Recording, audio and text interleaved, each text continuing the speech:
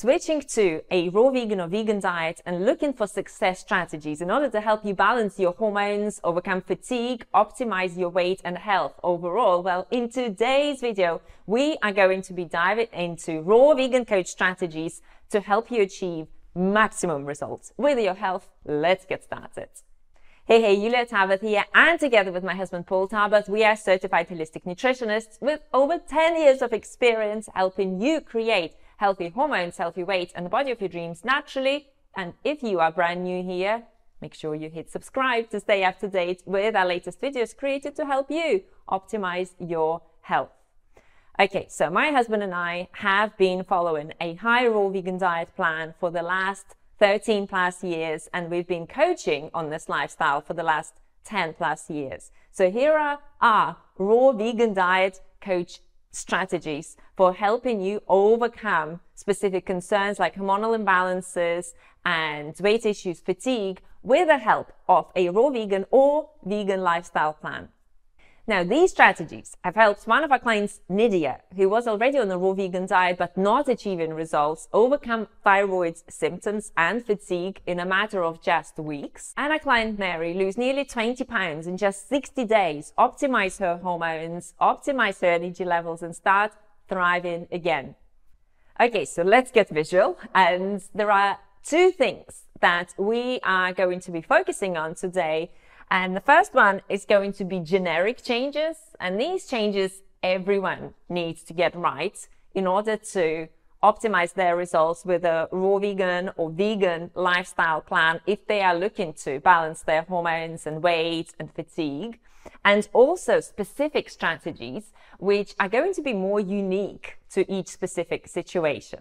Okay, so talking about generic strategies, let's talk calories first, because calories are very important on a raw vegan and high raw vegan and whole food vegan lifestyle plan. And here is why. If you are switching to this diet plan from a more sort of like a processed food plan or a food plan where you could easily get a lot of calories with small meals, this is going to be different. And you will need to be eating sufficient amount of calories every day in order to meet your energy goals, health goals, and other goals. And this requires a little bit of an adjustment. Now, it's very easy to undereat on this lifestyle plan, which is great if you're looking to lose weight, but not so good if you are not. And if you are looking to optimize your hormones and your energy levels and also sustain this diet plan long term. Yes, so you need to make sure that you are eating sufficient amount of calories. So if you are an average female and you need about 2,000 a day, then you need to get those calories from whole and plant foods. So you need to understand how much you're going to be eating for breakfast, lunch, and dinner if you're eating 3 meals, or for breakfast and dinner if you are eating 2 meals. So how many calories do you need to eat and how you're going to meet that caloric needs? Let's say, again, you are an average female, you need to eat about 700 calories 3 times a day, and then you need to plan your meals accordingly so you are able to maintain this lifestyle plan and you're not bumping into a situation where you have a lot of cravings and you're not having energy and you are losing weight when you don't want to be losing weight. So make sure that calories, you've planned it all, you understand how much you need to eat. Obviously, if you're a more active female, if you're a pregnant female, if you're a lactating female, if you're male, if you're a more active male, you'll need to adjust that figure accordingly. Okay, moving on. So the second one is going to be ratios.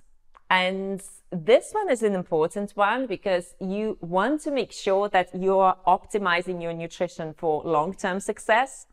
And for long-term success, you really want to be consuming about 80% of your calories from carbohydrates, 10% from protein, and 10% from fat. Now, is that like a set in stone figure? Could you get away with 15% fat in your diet? Yes, you can. Could you get away with 8% protein instead of 10? Yes, you can. But overall, this is the number to aim towards. And again, science shows, we see more and more evidence that a high carbohydrate and healthy fat lifestyle plan is the best one to follow. But at the same time, you still need to make sure that you are meeting your requirements. So you eating sufficient amount of protein. We are not one of those, vegan, raw vegan, high raw vegan coaches who will tell you, oh, don't worry about it, just eat and just eat fruit all day long. Don't worry about your protein needs, because it has its place. You still need to eat sufficient amount of carbohydrates, protein, and fat. Carbohydrates are very easy to meet, that requirement, right? So with a lot of fruits in your diet. Protein, well, you do need to, you need to eat sufficient amount of protein. You can't just ignore the needs for protein of your body, because again, studies show that long term, it's much better for protecting your bones. Yes, so it's much better for you. All the evidence shows that, eating protein from healthy plant sources is actually a good idea. Sufficient amount of protein, that is, and fat. So obviously making sure that you're not overeating on fat and you're not undereating on calories, which will make you crave dense, unhealthy, processed, sometimes fatty foods. And that's where people can start to have relapses, or where you can just start eating a lot of junk vegan food. You don't want to do that, right? If your goal is to optimize your hormones and overcome fatigue, rebuild your body, lose weight, you want to make sure that you are having a plan that allows you to consistently thrive year in and year out. All right, so the next one, do not ignore this one, because you can struggle and you can bump into problems. We've seen people do that over the years, and we've helped them correct their issues. So nutrients, very important one. Yes, so again, we are not one of those coaches who just tells you to eat fruits and vegetables and never worry about supplementing your diet, because that is dangerous advice. Yes, as a vegan, as a high raw vegan or raw vegan, you do need to have healthy levels of B12 in your body. What is the best way for you to achieve it? Through supplementation. And the majority of people are not going to have healthy levels of B12. Not just vegans and raw vegans, meat eaters as well. So make sure that you're monitoring your bloods and your vitamin B12 levels are optimized. Another nutrient is vitamin D. So making sure that A, you are getting it from the sun if you live in a sunny climate, and B, you are supplementing if you are not, and you are getting through winter months. And of course, you're also testing yourself. So your levels need to be between 50 and 80 nanograms per milliliter. So if your vitamin D is not at that ideal level, then you need to raise it up, and that is going to be either through sunshine or through supplementation. And there are some other nutrients to keep on top of. So for example, making sure that your iron levels are healthy. So your ferritin is also healthy. Very important when it comes to the health of your hormones, having healthy ferritin levels. So above 50 and above. And again, making sure that you consume in sufficient amount of iron through your diet. And there are some other nutrients that are also important. So zinc, for example. Yes, you can get enough zinc from your diet, but you need to make sure that you consume in sufficient amount of zinc. Calcium. Very important. You need to make sure that you're consuming sufficient amount of calcium every day. So again, what is the best way for you to do that? Well, it's going to be through your diet, not supplementation. And we've actually made a video about it, explaining why you should not supplement with calcium, and we'll put it in the description section.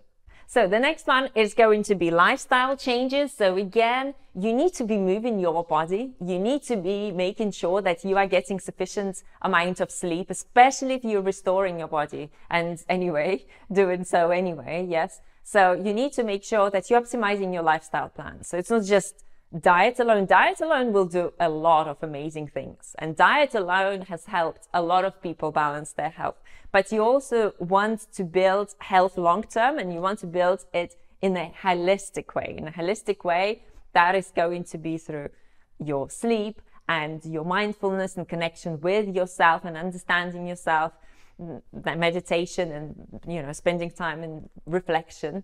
And that's also going to be through exercise and other lifestyle factors. So that is an important one. All right, so let's move on to more specific strategies. So let's say your goal is to achieve weight loss. Yes, so then you will need weight. So you're looking to optimize your weight. Then you will need to make sure that you are adjusting the generic recommendations that I've just gone through to your specific situation. Okay, so that means that you're going to be looking at your current weight versus your ideal weight and understanding how to get there. So it's creating a plan to get there. And that is going to be by first making sure that you've got the generic side of things in place. And second, understanding how much you need to eat on a day-to-day basis in order to reach your goal.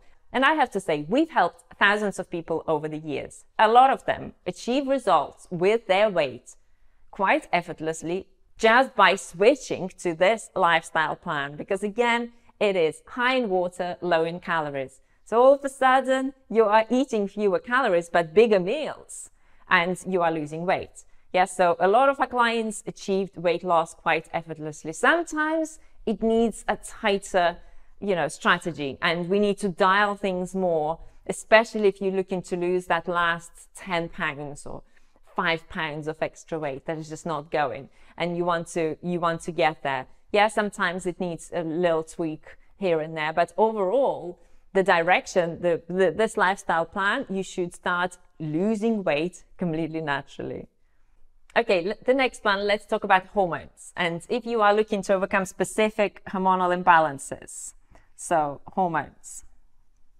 Now here you will need to understand why do you have hormonal imbalances. So what is the root cause? In case of thyroid imbalances, for example, it's probably going to be in the 80 to 90% of cases, it's going to be due to Hashimoto's autoimmune disease. So now we understand that, all right, we've got an autoimmune disease to deal with. And then we dig in deeper and understanding, why do you have an autoimmune disease? Why is your body reacting? What's causing that reaction in your body? We need to work on reducing inflammation. We need to work on balancing your gut health. We need to work on optimizing your liver health. We need to make sure that you are not introducing anything inflammatory into your body. And even on this diet and healthy diet and lifestyle plan, there are certain foods that can trigger it. So you will need to make sure that you're not consuming gluten. If you are overcoming autoimmune and balancing your thyroid condition, corn is another irritant. So you need to make sure that you're excluding those irritants for you to start optimizing your body and your health. Now, when it comes to hormones, if we are talking about peri or menopause, well, let's optimize your fat ratios, your omega-3 to 6 ratios, which is important for everyone anyway, but especially so if you're experiencing perimenopause and menopause and symptoms and pain and discomfort. So we need to understand what is your specific situation. This is how we work with our clients and then create a plan accordingly. So that's where things are getting more specific. So what are the strategies here? And first, I understand all these three because I've gone through it myself. Weight and hormones and fatigue. So with fatigue, one of the things that you can do is test your cortisol levels to understand where are you at. And that is going to be blood cortisol that you will take between 8 and 9 a.m. and also adrenal saliva tests to test your cortisol levels during the day. Quite often, people with fatigue will actually have high cortisol levels. So now we understand, okay, something in your body is creating a lot of stress. What is the cause of it? And you might, on the other hand, be having low cortisol levels. So what is lowering your cortisol level? What is going on? So again, it's digging deep and understanding the root cause of your fatigue and then creating a plan accordingly in order to help you move forward and balance it. Now, these are all strategies. And as well as that, you need accountability and support in place in order to make these changes happen, in order to understand how to succeed in your specific situation. So if you want help with that, then let's hop on a free 15-minute Health Accelerator call and see if or how we can help you inside our coaching program. If we can, we'll let you know. We'll talk about the details. If we cannot, we'll also let you know and point you in the right direction. So the link for that is rossomhealthy.com/apply, or we'll post it in the description section too. And if you would like to put it all together and understand how to thrive on this lifestyle in order to balance your hormones, overcome fatigue, and balance your weight, we've created a special free online masterclass that will dive into the 5 steps our clients use to achieve incredible results with the help of raw vegan, high raw vegan, or vegan lifestyle plans. So the link for that is rossumhealthy.com/webinar. Now, if you want to go deeper into understanding the nutrient side of things, here are the 4 nutrients that you need to optimize in order to balance your hormones, and we explore them in our next video. See you there.